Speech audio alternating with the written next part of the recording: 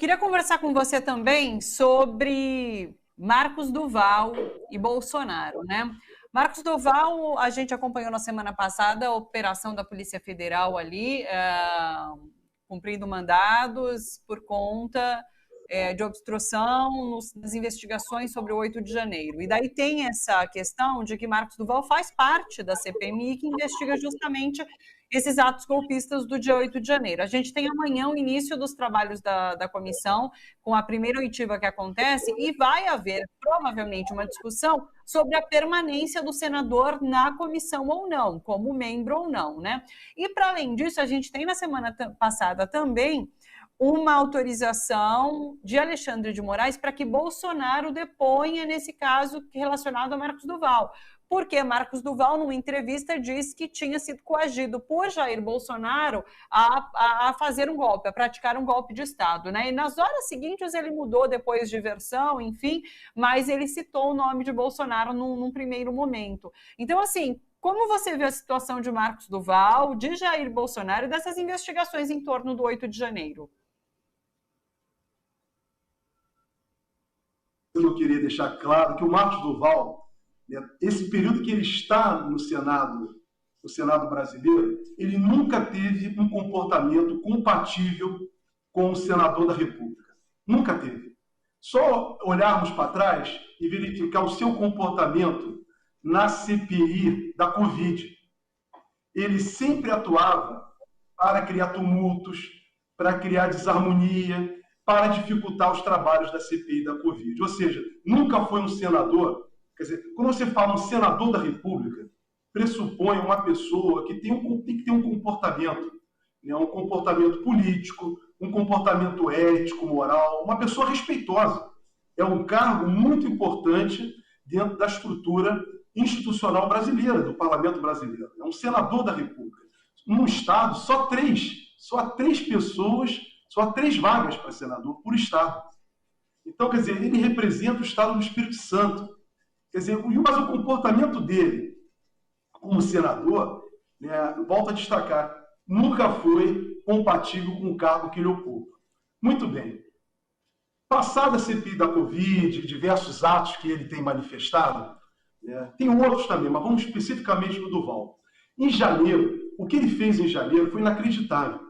Ele já não era para ser mais senador, em razão do que ele praticou em janeiro desse ano de 2023, como você se referiu, né, com esse caso em que ele disse que o Bolsonaro o convocou para um golpe de Estado.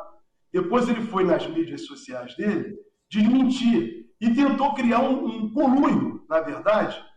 Ele tentou simular um eventual conluio com o ministro Alexandre de Moraes. Ou seja, a atuação dele, desse senador, não é como volta a dizer, não é uma posição de senador. Ele tentou, na verdade, ele quer criar confusão, ele quer criar desarmonia, ele está a serviço, exatamente. Infelizmente, tem que dizer, né, esse comportamento é um comportamento, né, se nós olharmos na história, é um comportamento típico do fascismo. Ele quer fazer piléria, ele quer fazer gracinha. Ele afirma uma coisa num determinado momento, e num segundo momento ele diz que não fez, que não era aquilo. Muito típico do fascismo. O ex-ocupante da presidência da República é o zero e viseiro em fazer isso. Ele faz uma coisa, depois ele diz que foi brincadeirinha. E assim outros que também caminham com a bandeira do fascismo no parlamento brasileiro e na sociedade como um todo. Então, na verdade, o que tem ocorrido com esse senador, a meu juízo, ele está abusando das prerrogativas dele de senador. Porque os parlamentares, como um todo, existe uma série de prerrogativas. A imunidade parlamentar para fazer as suas manifestações, né, e não sofrer absolutamente nada. Mas o que ele tem feito é incompatível não só com o exercício do cargo de senador, mas ele tem excessivamente abusado dessas prerrogativas. Então, em razão disso, Thalita, eu tenho muita expectativa que ele seja levado.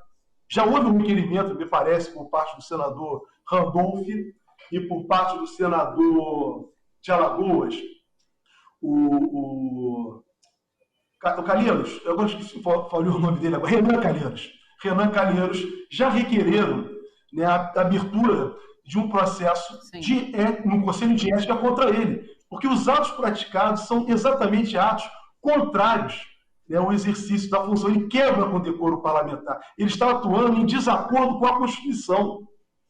Em desacordo com a Constituição. E a própria Constituição diz que um parlamentar não pode abusar das suas prerrogativas. Então, diante disso, eu espero que esse assunto seja solucionado, e tem que ser solucionado pelo próprio Senado. O Senado da República, os senadores não podem permitir que haja no Senado um senador com esse tipo de comportamento, Thalita. Perfeito. Jorge. Com relação ao Bolsonaro. Rapidamente sobre o Bolsonaro, que eu quero te ouvir para depois ir para uma outra entrevista para finalizar, mas eu quero te ouvir sobre o Bolsonaro também. Não, com relação ao Bolsonaro, muito rapidamente, olha, o Bolsonaro, tá, ele tem que ser chamado, ele tem que prestar o depoimento mesmo, ele tem que sofrer uma inquirição profunda. É óbvio que ele vai mentir, porque ele só sabe fazer isso, ele mente o tempo inteiro, mentiu como presidente da República em diversas oportunidades, né? Ele não vai produzir prova contra si, não vai fazer isso, obviamente, mas ele tem que ser ouvido na CPI, ele tem que ser processado e tem que ser colocado como réu.